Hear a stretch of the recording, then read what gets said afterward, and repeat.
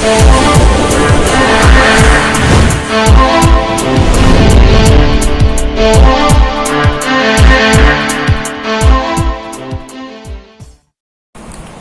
Everyone, मैं निकेश कुमार आपका बहुत बहुत स्वागत करता हूँ आपके अपने यूट्यूब चैनल एजुकेशन अड्डा पे। दोस्तों, आज हम पॉलिटिकल साइंस में आपके प्रीवियस ईयर के पेपर के बारे में डिस्कशन करेंगे, जिसमें हम पॉलिटिकल साइंस का पिछले साल जो ओबी का पेपर आएगा, ओपन बुक एग्जामिनेशन का, उस पेपर में डिस्कशन करेंगे।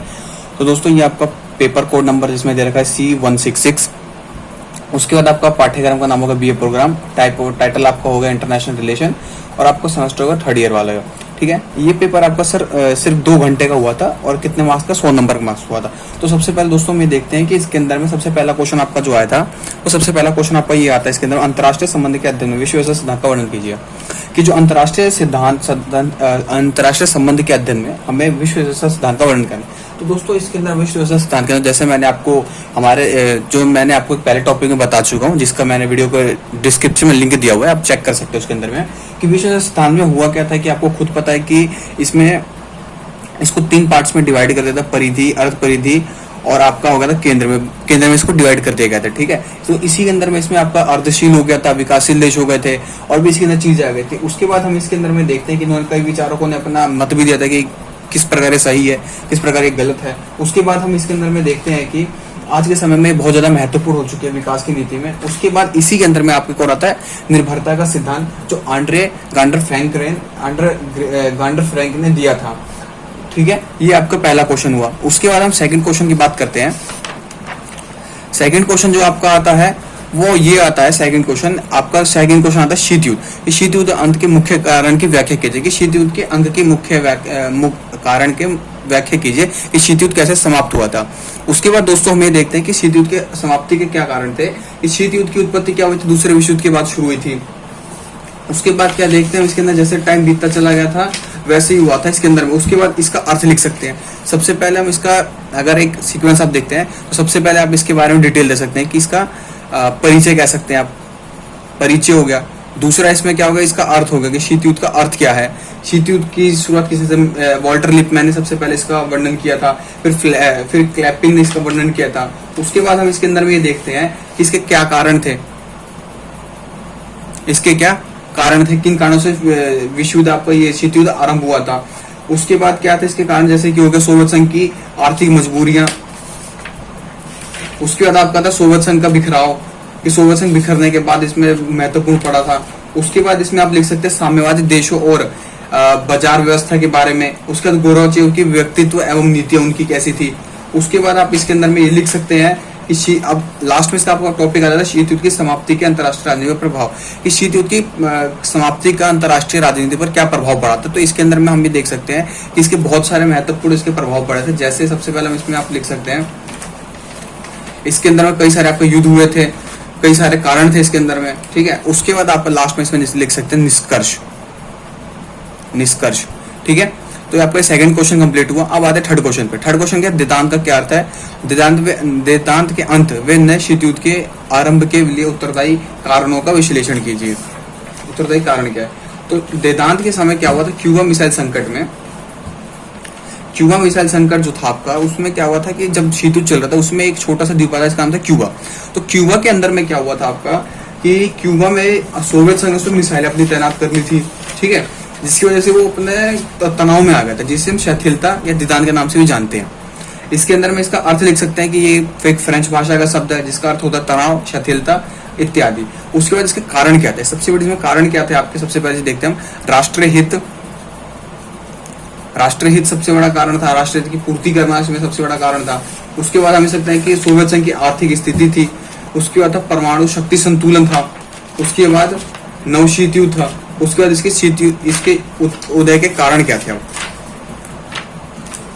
कि आपका जो ये वेदांत का जो आता है इसके आरंभ के उदय के क्या कारण थे। उदय के इसमें आप कारण ये लिख सकते हैं, सबसे पहले सोवियत संघ की बढ़ती शक्ति का वृद्धि, कि इसकी वजह से क्या हुआ था कि द्वितीय विश्व युद्ध में सोवियत संघ बढ़ती हुई शक्ति के रूप में उभर रहा था, जिसके कारण क्या हुआ था कि अभी ये बहुत ज्यादा महत्वपूर्ण। उसके बाद क्या था, रीगन का राष्ट्रपति बनना, कि उस वहाँ पे रीगन का राष्ट्रपति जो एक बहुत प्रमुख शासक थे उनका बनना। उसके बाद हमें देखते हैं कि अंतर्राष्ट्रीय अनुसंधान में कोड। उसके बाद देखते हैं कि अंतरराष्ट्रीय युद्ध परियोजना, अफगान में सोवियत हस्तक्षेप, उसके बाद आपका दक्षिण पूर्व एशिया में बदलाव, बढ़ता सोवियत संघ का प्रभाव, और फिर लास्ट में इसके अंदर परिणाम। इसके परिणाम क्या हुआ कि दीदान की समाप्ति हो गई थी, तनाव केंद्र का रूपांतरण हुआ था, ठीक है। उसके बाद इसका क्या हुआ था, निशस्त्रीकरण का अंत, और लास्ट में आप इसमें लिख सकते हैं निष्कर्ष। तो दोस्तों अगला क्वेश्चन जो आपका आया था पिछले साल के पेपर में, वो था संयुक्त राष्ट्र संघ की कमजोरियों को बताते हुए उसके सुधारों को रोशनी डाले, कि सोवियत संघ जो बनाया गया था उसकी क्या कमजोरियां, उसकी कमजोरियों को बताते हुए हमें उसकी सुधारों की रोशनी डालने की, हमें उसमें क्या क्या और सुधार कर सकते हैं, ठीक है। तो इसके अंदर सबसे पहले हम लिख सकते हैं कि सोवियत संघ के अंदर में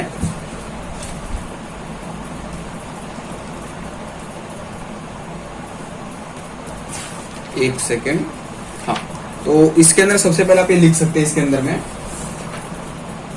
द्वितीय विश्व युद्ध के बाद क्या था कि हमें देखिए क्या हुआ था, राष्ट्र संघ की स्थापना कमजोर हो जाते हुए कि सबसे पहले हम देखते हैं कि संयुक्त राष्ट्र संघ जो था उससे पहले क्या था, ये राष्ट्र संघ था।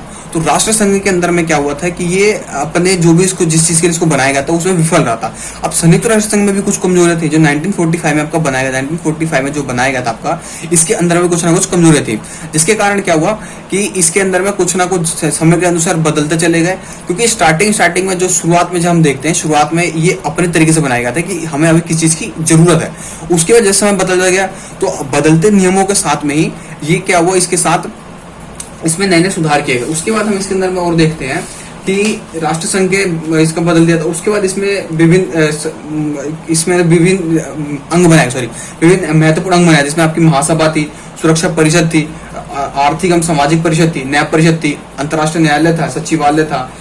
ये सारे इसके अंदर महत्वपूर्ण इसके अंग थे। अब देखिए कमजोरियां इसकी क्या थी कि सबसे बड़ी स्वायत्तता, राजनीतिक दुर्बलता थी कि वो विश्व में उसका वास्तविक का दर्शाता है कि इसकी सबसे बड़ी कमजोरी थी कि ये अपने जो भी इसने काम किए थे या जो भी इसने कार्य किए थे उसमें ये सही प्रकार से खड़ा नहीं हो पाया था। उसके बाद हम देखते हैं कि ये संयुक्त राष्ट्र संघ एक मतलब कह सकते हैं कि जो देश आपका चल रहा था जो वर्तमान समय के टाइम में, उसमें ये सही तरीके से बदलाव लाने भी जरूरी थे, क्योंकि पुरानी चीजें जो चली आ रही थी उसमें चेंज करना भी जरूरी था। उसके बाद हम देखते हैं कि ये अपनी पुरानी परंपराओं को लिए चल रहा था। इसकी ये भी एक दूसरा कारण है कि कर सकते हैं। उसके अंदर में इसमें 5 महाशक्तियां ही हैं, इसमें भी बदलाव करने की जरूरत हमें। क्यों? क्योंकि 5 महाशक्तियां अपनी मर्जी से ही करते हैं। जैसे आज अगर आपको एग्जांपल दे तो भारत जो है वो संयुक्त राष्ट्र संघ के मॉडल को पूरा का पूरा मानते हैं। जैसे उसमें कहा जाता है कि सबसे बड़ी आर्थिक रूप से शक्ति होनी चाहिए, सबसे ज्यादा सैन्य बल होना चाहिए, सबसे ज्यादा उसके ऊपर अपना आर्थिक रूप से अच्छा होना चाहिए। तो भारत जितनी उसकी क्राइटेरिया है संयुक्त राष्ट्र संघ की, वो उसको मानता है। लेकिन चीन जो है, इनके पास जो वीटो शक्ति है, आपकी जो 5 शक्ति वहां पे है, उसका जो वीटो शक्ति है, वो वीटो शक्ति वजह से भारत को क्या करते हैं, नकार देते हैं। ये वीटो पावर इनके लिए इतनी महत्वपूर्ण हो चुकी है कि किसी प्रोजेक्ट को अगर कोई एक व्यक्ति भी 5 देश में से कोई भी एक देश उस चीज को मना करते हैं तो वो वहीं का वहीं प्रोजेक्ट खत्म हो जाता है। ठीक है। उसके बाद हम इसमें देखते हैं कि संयुक्त राष्ट्र संघ ने लोकतांत्रिक पक्ष में समर्थन दिया है, कि लोकतांत्रिकरण के पक्ष में भी समर्थन दिया इसके अंदर में। उसके बाद सोवियत संघ के साथ साथ बहुत सारे महत्वपूर्ण बदलाव भी इसके अंदर में आए हुए हैं। उसके बाद हमें देखते हैं कि संयुक्त बनाने के बाद इसमें युद्ध को ना होने से लेकर के कई सारे कानून में नीतियां बनाई गई, कि इसके बनने के बाद क्या हुआ, कई सारे कानून और नीतियां भी इसके अंदर में बनाई गई हैं। ठीक है, इसके अंदर में आप लिख सकते हैं। उसके बाद हम लास्ट में इसमें देखते हैं निष्कर्ष, कि निष्कर्ष में आप लिख सकते हैं कि ये ऐसे ही चलता रहा, समय के अनुसार बदलाव आते रहे इसके अंदर में। उसके बाद हम अगला क्वेश्चन आपका देखते हैं, द्वितीय विश्व युद्ध के पश्चात के प्रमुख कारण और परिणाम कहते हैं। कि द्वितीय विश्व युद्ध के कारण और परिणाम कहते हैं, कि द्वितीय विश्व युद्ध के कारण और परिणाम कहते हैं। द्वितीय विश्व का सबसे बड़ा कारण जो मैंने आपको मैंने वीडियो के अंदर पहले बता चुका हूं कि सबसे बड़ा कारण क्या था, वार्साई की संधि थी। जो मैंने अब इस क्वेश्चन का आंसर मैंने वीडियो के डिस्क्रिप्शन में लिंक दिया हुआ है, आप उसमें चेक कर सकते हैं आप कि सबसे बड़ा कारण क्या था, वार्साई की संधि थी, जिसकी वजह से क्या हुआ था कि द्वितीय विश्व युद्ध की शुरुआत हुई थी। क्योंकि जब फर्स्ट वर्ल्ड वॉर खत्म हो गया था उसके अंदर में, तो आप ये देखेंगे कि फर्स्ट वर्ल्ड वॉर खत्म होने के बाद सबसे ज्यादा जर्मनी जो था उसको सबसे ज्यादा उसमें घसीटा गया था, कैसे सबसे ज्यादा उसी पे दबाव डाला गया था। लेकिन समय के अनुसार क्या हुआ, जैसे समय बीतता चला गया, लेकिन जर्मनी ने उस समय सोच लिया कि हम इस चीज का बदला लेकर आएंगे। तो उनका बदला लेना कब स्टार्ट हुआ था, 1933 के अंदर में, जब हिटलर सत्ता में आया था, तब उनको एक मौका मिला था, जिसके अंदर हम देख सकते हैं कि वो अपने उसमें कामयाबी हुआ था और इसने इस चीज से जर्मनी चीज का बदला भी लिया था।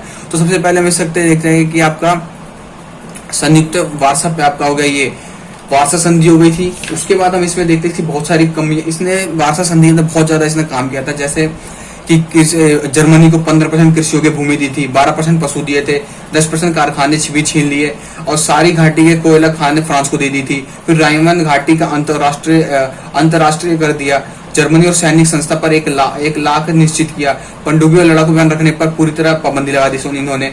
राष्ट्रसंघ ने जर्मनी की वार्ता संधि पर हस्ताक्षर करवाया तथा वे शर्त रखी थी कि इन्होंने जबरदस्ती इसके ऊपर साइन कराया था, इस अपने बारे में सोचना भी समय नहीं दिया था। उसके बाद हम देखते हैं कि इसका अधिकायवाद का उदय, इसमें भी अधिकायवाद का भी उदय हुआ था। उसके बाद हम इसमें नेक्स्ट पॉइंट में देखते हैं कि सैनिक गुटबंदियां भी होने लगी थी, ठीक है। उसके बाद आता है इसके अंदर में निशस्त्रीकरण विफलता, क्योंकि इसके बाद क्या निशस्त्रीकरण विफलता होती चली गई। फिर राष्ट्रसंघ की दुर्बलता। अब इसके परिणाम देखते हैं, परिणाम क्या हुआ, शीत युद्ध की शुरुआत। सबसे पहले इसका परिणाम क्या देखते हैं कि इसकी वजह से क्या हुआ, शीत युद्ध की शुरुआत होती है। फिर उसके बाद क्या हुआ कि इसकी वजह से दो भागों में विश्व बट गया था। फिर मित्र राष्ट्र को सोवियत संघ का अलग हो गया। मित्र राष्ट्र और सोवियत संघ, पहले देखते थे कि जब सेकेंड वर्ल्ड वॉर और फर्स्ट वर्ल्ड वॉर के अंदर में मित्र राष्ट्र के अंदर में दो महाशक्ति सोवियत संघ और अमेरिका एक साथ थे, लेकिन अब जैसे समय बीतता चला गया वो अलग अलग हो गई, जिसके कारण क्या हो गया, विश्व के अंदर में महाशक्तियां बढ़ती चली गई। उसके हम देखते हैं कि यूरोपीय संघ में क्या हुआ था कि अब अगला क्वेश्चन जो आपका आता है यूरोपीय संघ जिन कारणों से क्वेश्चन क्या आपका, यूरोपीय संघ को जिन कारकों ने एक महत्वपूर्ण शक्ति का केंद्र बनाया उसका उल्लेख कीजिए। यूरोपीय संघ किन कारणों ने सबसे ज्यादा मजबूत है। अब हुआ क्या था कि प्रथम विश्व युद्ध के बाद जब यूरोपीय संघ की स्थापना की गई थी, उसमें क्या था कि अमेरिका, इसकी भी हालत बहुत ज्यादा खराब हो गई थी, तो अमेरिका ने इसकी मदद करने के लिए एक योजना चलाई, जिसका नाम था